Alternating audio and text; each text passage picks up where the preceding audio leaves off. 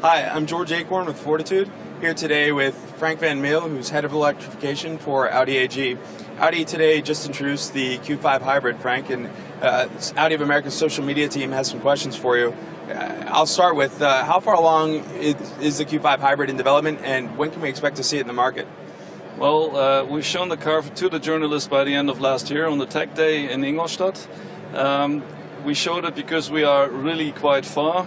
We're close to series production. That will be by the end of this summer, early fall. What market do you expect Hybrid is geared for, and where will it be most successful?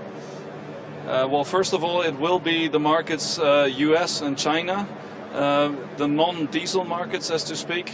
That will be our main focus, but of course also Europe is now coming up towards hybrid technology. Could you compare the differences between diesel and hybrid? Where are the advantages for one over the other? Well, the diesel has got its biggest advantage over the long hauls, or if you're traveling long distance, you get a very good mileage on the highway. So if you're really using your car for longer distances, the diesel is unbeatable. If you use a car more for stop-and-go traffic, like for instance for LA downtown, then a full hybrid might be your choice. What are the benefits of offering both in the same market, and do you expect the hybrid models will affect the sales of TDI?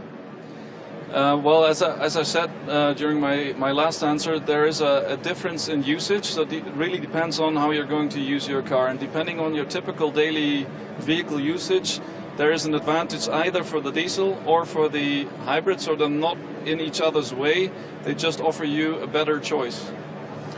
Do you find certain markets like the United States may be more geared to one or the other? Well, of course, we can see on the world that Europe still is a very highly emotional diesel market. What we also see is that the US is coming up strongly towards diesel. Of course, also regarding the long distances. But on the other hand, we also see a big demand for hybrid vehicles for big city traveling. This next question may be a bit along the lines of what we've asked before, but I'll ask it anyway. First, how are you aligning your environmental message around the hybrid and the TDI technologies? And second, are you targeting different demographics with the two vehicles? Well, first of all, the baseline is we want to have the best improvement in CO2 emissions we can get. And there is no silver bullet technology, so what we're aiming at right now is that we improve all different concepts that are available and that the customer wants. And those are, for instance, TFSI, TDI, also hybrid vehicles. So we're improving on all of those concepts. What are the barriers for bringing electric vehicles like this, or even full-on electric vehicles like the e-tron, to market in, let's say, larger numbers? Well, from the customer standpoint, of course, the total cost of ownership is one of the main issues. One of the reasons for the popularity of hybrids, apart from being good towards social responsibility, was also the fact that there were some incentives for driving hybrids, like the use of carpool lanes, even though if you're alone in the car, that was worth some kind of value regarding total cost of ownership for the customers. With the electric vehicles, this will be even much more important, because for electric vehicles, they will be more expensive than conventional ones, clearly more expensive. So for the customer, the question is, what makes it interesting for me to have a car like that? Of course, the usage of carpool lanes is interesting. Of course, the possible usage of special parking places with, let's say, charging possibilities for free in shopping malls. There are a lot of issues that might attract the customer to electric vehicle, but still, it's going to be much more expensive. And it will have, if it's a purely electrical one, a limited range. So again, there are a lot of things that have to be regarded, and not all of them are already clear. In the next 5 years, what percentage of the market, or perhaps your sales, do you foresee being electric or hybrid vehicles?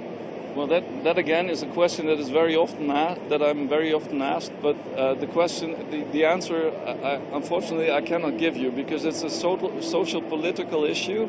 It depends on legislation. It also depends on incentives, and it depends on where on the world that's going to happen. And again, we're looking at Europe, US market, China, Japan, and they're all driving their own ways. What is clear is that electromobility will come. What we cannot answer right now is how fast, where, and when exactly. Speaking of electric mobility coming, when do you think we might see the R8 e-tron or perhaps the A1 e-tron for sale? We will bring the R8 e-tron in a very small series onto the roads by the end of 2012. And with the A1 e-tron, we will start a fleet test in Munich by the middle of this year with 20 cars to find out what the typical mobility behavior is. For that car, we also added a range extender, so it's a battery electric car with a charging unit on board to recharge the battery if necessary. And what we try to find out is how does a customer typically move over the day, not only with his car, but also by bicycle, by foot, subway, whatever. And if that changes, if he moves to an electric car, and if that again changes, if you offer him a range extender. So we're still trying to figure out if that what we're currently working on is what the customer really wants, and we're really anxious to see what they say. Does Audi plan to expand its e-tron offerings beyond the R8 and the A1? Well, of course, we already have shown more cars than only those two on the different motor shows all over the world in the past 1.5 years. And of course, we are working on other cars and other concepts as well. For just one example, we've shown the so-called E-Quattro concept in Paris. It was a sports car, Spider, with a diesel engine at the rear and an electrical front wheel possibility, which is one of the issues we're also working on. Just one of them. I don't want to say too much about all the other things we're working on because we keep that to ourselves until we think it's ready to go to public with them. It sounds like a big project. It is.